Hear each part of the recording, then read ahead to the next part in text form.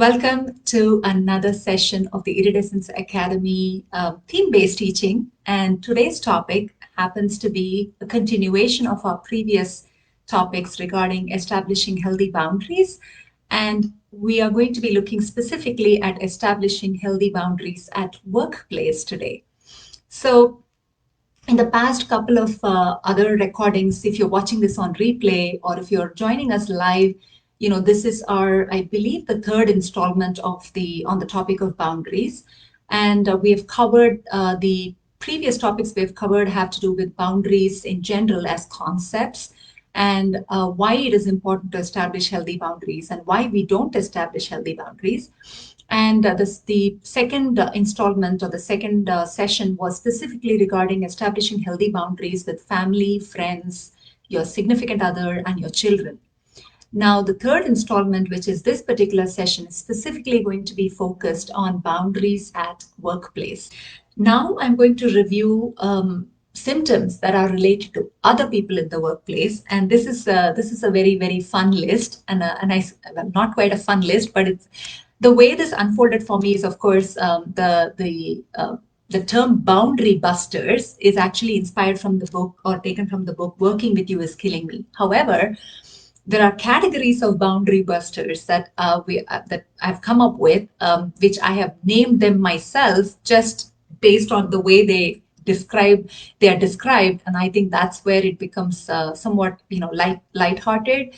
Again, this entire nomenclature is with no judgment. It's just to easily to remember and identify and be able to address it for ourselves. So boundary busters. Now, boundary busters basically, in the book Working With You Is Killing Me that I mentioned about by Catherine Crowley and Kathy Elster, they talk about getting hooked by others in workplace. The word hooked is very interesting because, those of us that are healers, Theta healers, we also witness clearing of what's called psychic hooks.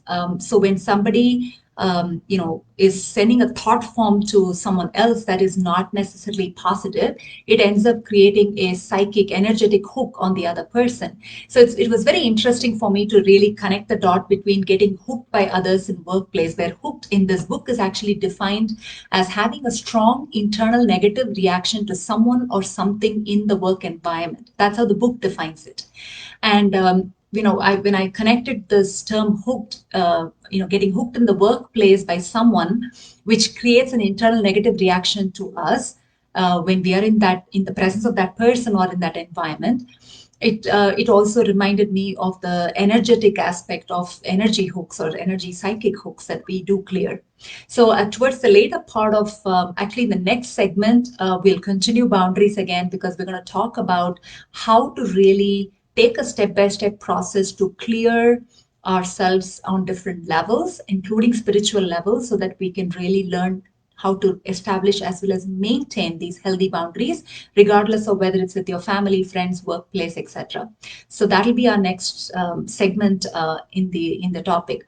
However, the key thing that I wanted to really bring up in this segment is when we are working with other people at the workplace, we may see these types of boundary busters. Okay, and I'm bringing it to our awareness so that when we are dealing with any one of these, our mind is now aware and it's going to wake us up saying, hey, this is this type of a boundary buster. That means this is a boundary that is getting busted by this particular behavior. So this is reminding me now I need to establish healthy boundaries. Okay, so a lot of the purpose for really talking about these different kinds of symptoms is really for you to reflect and ask yourself, which of these am I dealing with, so that I know now how to address it. Okay, so the boundary busters in workplace, about the word getting hooked, I'm going to repeat the definition as having a strong internal negative reaction to someone or something in the work environment. It can be a simple thing like a rude remark, or it can be as complex as professional sabotage. That's what the book is talking about.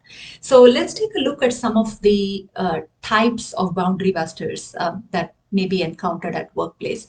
The very first ones are, I term them as critical co-workers. Now, I call them critical co-workers. They can be your peers, they can be your boss, they can be anybody in your work environment.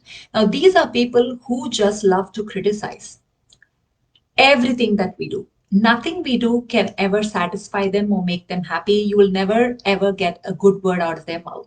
Okay, so they are just that type, critical co-workers. So now if you're exposing yourself to such people, there is work to be done there in terms of why. What is making you expose yourself to them? And if you do not have an option but to be exposed to those people, we'll talk about how best you're able to insulate or be impervious to their impact. Yeah. The second type is called work dumpers. Now, I call them work dumpers because they are supposed to be doing some work as part of their responsibility, but because they slack and they just love to dump work onto somebody else, which may be someone like us who are those people pleasing categories who don't yet know how to say no, are getting saddled with other people's work. And so these work dumpers will find people that are people pleasers and happily hand off their work to them without taking any responsibility to get it done by themselves. So this is again a symptom. If you are having work dumped by other people to you when it's not in your responsibility list or your job role definition, then there is a need to really establish healthy boundaries. Okay. Third, credit takers. Now, these are people we have come across at workplace. Now, credit takers are people who are unabashedly going to take our ideas and make it sound like it's theirs. And they will take the idea, they will share it like theirs and take the credit for it. Why would they do that? Simply because we, instead of expressing openly and calling them out on the fact that it is your idea that they are sharing as theirs, when we don't do that, when we don't say that, they end up taking all the credit for the work that we have done. So this is the other area where it's important for us to establish that healthy boundary to speak up, right? We talked about expression, law of expression. In the first session on boundaries, we worked with a multitude of laws. Law of expression requires us to be able to speak our truth. Okay. Fourth category are called the negative Nellies or complainers. These are people who just love to complain. And if we are the type who are attracting, who are empathetic, right? We are heart-centered, we're empathetic. We'll have a whole bunch of them that will come and do nothing but dump all the negativity and the complaints that they have about the environment on us. And then when we finish interacting with them, we feel like we don't know what hit us. We feel so drained. We feel our energy is lost. Right? So we want to be mindful of these negative Nellies or complainers. And by the way, as I'm reviewing these, as much as it is to make us aware of who of these or what types of these boundaries are getting busted for us, it's equally important for us to know which of these we may be contributing to unknowingly, right? That's really the height of being self-aware, is which of these are we contributing to? Because it's not always about the other person too. We may be playing some of these roles at workplace or at home without being aware. So it's important for us as we hear this is, do I have any of these types of boundary busters in my reality, or am I one of those for somebody else? Very, very important to be aware of that. Okay. So we covered 4 types of boundary busters. We still have a few more. Next one is called space invaders. Now, space invaders are those that just invade our personal space at work. Now, workplace by default is really not personal, so to speak, right? We are usually given an office or a cubicle, and more so now in current work environment where everything is technology oriented, we are hearing a lot about open space plans, open setup of plans in the offices where there's barely some, the other type is what's called hoteling, right? And when I used to work at the bank that I used to work, we used to have the concept of work from home. And then those that wanted to come into work could use any of the hoteling cubicles. That means, there's not even a personal space, so to speak, defined. But let's assume that you do have a defined workspace that is yours at the office that you work, then, or even not just workspace, even your personal space. If you're the type that is not comfortable with a pat on the back or a hug or or a physical aspect of touching and expressing something, you may feel your personal space being invaded by somebody who's extremely touchy feely and huggy, right? So that is important. These like, as much as I call them space invaders, the reality is that the definition of what constitutes personal space is going to differ from person to person. If you are at the receiving end of someone invading your personal space, that's a symptom or a sign that you need to express what you're not comfortable with, right? All right. The next set is called time stealers. Now, these are people who don't respect our time, meaning that when we give them a time to meet, they don't show up. Or they show up, but they show up in their own definition of time. And I say this jokingly that, again, I keep referring back to India because that's my country of origin that I come from, and I am exposed to a lot of behaviors and cultural aspects there. We jokingly say for those of us in India, that Indian time, standard time is basically, if you tell them to come at 10 a.m., they'll show up anywhere from 10 to 11 a.m. So a window of whole hour is Indian Standard Time. And, while we say it jokingly, it's not necessarily just Indians or Indian geography or demography that we're talking about. We all have dealt with those people that show up when they want, even for an appointment, without really respecting our time, right? So this is where our time stealers, we're going to have to establish that clear message of what is acceptable and what is not. And then we have our commitment breakers.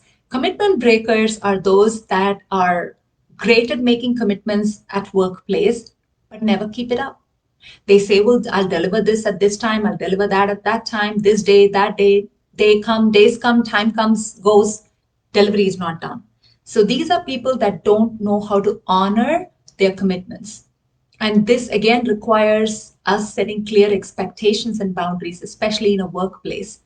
The next set are called Tmi Sharers. Again, all these terminologies are my creations just based on descriptions that I'm talking about. Tmi Sharers are those who share too much information, too much personal information. Okay. Now, again, this is very subjective. A lot of these are subjective if you think about it. For example, space, time, these things are very subjective for each individual, and same with personal information. What may be okay for me to share with somebody may not be okay for somebody else. So if you are at the receiving end of too much personal information coming your way from one of your co-workers, you may have to establish that clear message saying, I don't want to know all these details about you. I just want us to be staying at a whatever level, professional level that you want to respect and keep it at that.